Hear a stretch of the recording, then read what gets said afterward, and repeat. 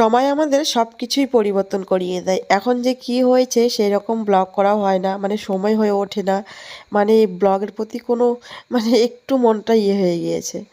যাই হোক, অনেক দিন থেকে আমার ভালো করে ব্লগ দেওয়া হচ্ছে না। আমি চেষ্টা করছি কিন্তু হচ্ছেই না, ভিডিওই করা হচ্ছে না। তার মধ্যে ছেলের স্কুলে নিয়ে তাড়াহুড়ো করে এতটাই ব্যস্ত আছি। আর প্রত্যেকদিন ছেলেকে নিয়ে স্কুলে নিয়ে যাই, আবার নিয়ে আসি, তার মধ্যে আবার ছেলেকে টিউশন বাড়িতে দিয়েছি, তার ঝামেলা। তার মধ্যে তো প্রত্যেকদিন করে আমার মিনি ব্লগ এডিট করতে হয়, তো সেটা তো দিতেই হয়। ব্লগটা তাই আর খুব একটা ঘন ঘন এখন দেওয়া হচ্ছে না, সেই কিন্তু সপ্তাহ জুড়ে একটা করে ব্লগ যাচ্ছে। তো খুব তাড়াতাড়ি আমি এরকম করে থাকলে সত্যিই আমার টেনশন হয়, আর বেশি আমি টেনশনে পড়ে যাই। কারণ যেহেতু আমি একটা তোমার এখানে ভিডিওতে কাজ করি, এটা আমার কাজের মতন।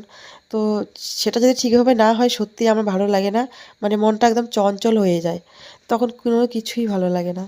তো বন্ধুরা, সবাইকে গুড মর্নিং। তো আজকে ব্লগটা আমি এখান থেকে শুরু করলাম। সকালে তো কাজ বাজ প্রায় শেষের দিকে, এখন বাসনগুলো মেজে স্নান করব। স্নান করে আসলাম, এসে দেখো আমার বাড়ির দিকে আলু ছুলছে। আমি আলুটা অবশ্য সেদ্ধ বসিয়ে দিয়ে গিয়েছিলাম স্নান করতে, আর ওকে বলেছিলাম তুমি ভাতটা বসিয়ে দাও, দেরি হচ্ছে, ভাতটা বসিয়ে দিয়েছে। ভাত তো হয়ে যাচ্ছে প্রায়, হবেই। এখন ভাতের মাঠটা আমি বসাবো, আর ওকে দিয়েছে আলু। আমি দিকে মশলাটাও করে দিয়েছি তরকারির জন্য, এক তরকারি ভাত করবো। কালকে মাছ এনেছে, সেই মাছ দিয়ে এক তরকারি ভাত। আলু ছুলছে।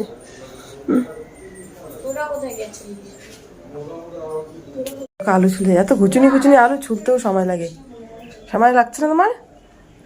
অনেকক্ষণে ধরছে কিন্তু। ঠিক আছে, আলুগুলো ছিল না। এদিকে দেখো ভাতও হয়ে গিয়েছে, ভাত হয়ে গিয়েছে, এদিকে ভাত হয়ে গিয়েছে, আলু ছুলছে, ভাতের ভাতটা বাসাই। আর ছেলে এখন ঘুম থেকে উঠলো, ও মুখ ধুবা না কেন?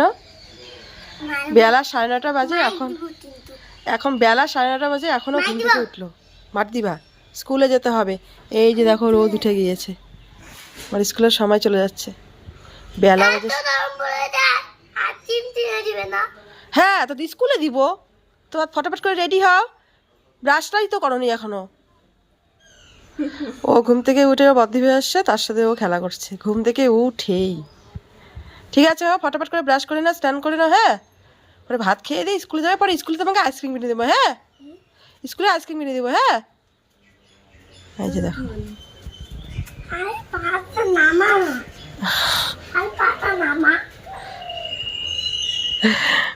কি সত্যি।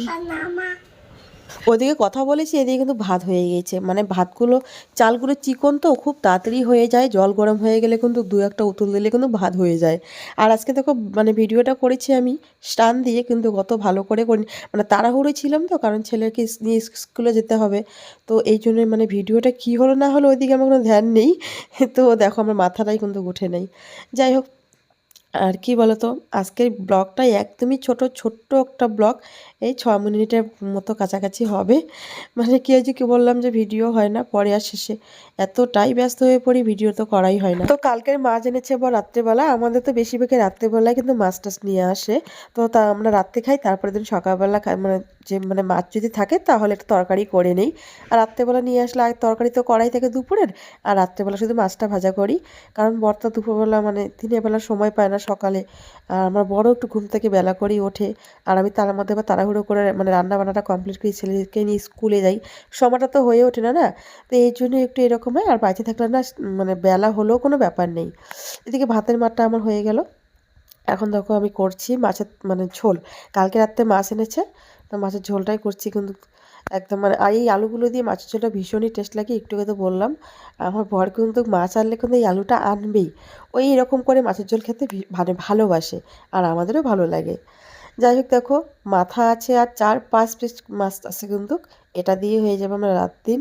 কারণ এখন তো ছেলেকে সকালবেলা সিদ্ধ ভাত খাইয়ে দেবো, কারণ ছেলে সকালবেলা সিদ্ধ ভাতটা খেতেই পছন্দ করে। কারণ বাচ্চা মানুষ তো ঝাল ঝাল তরকারি দিয়ে খেতে চায় না। ওরা একটু চায় যে সকালেরটা একটু ঝাল ছাড়া তরকারি না হলেই ভালো।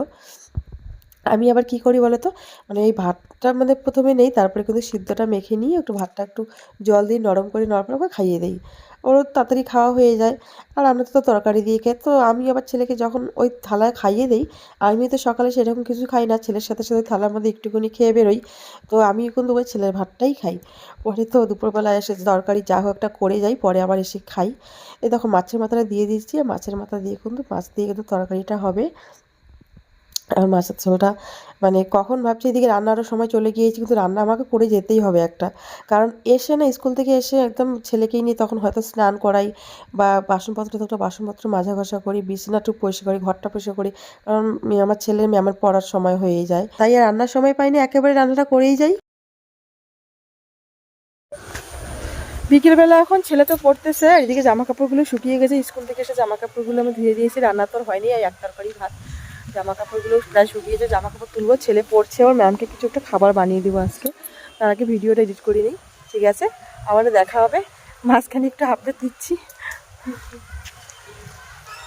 তারপরে দেখো ভিডিও এডিট করে কিন্তু ভিডিও পোস্ট করে এখন চলে এসেছি ওর ম্যামের জন্য কিছু খাবার বানাতে। মেয়েটা তো রোজই পড়ায়, আর চা খাইতে মানে চা খেতেই চায় না।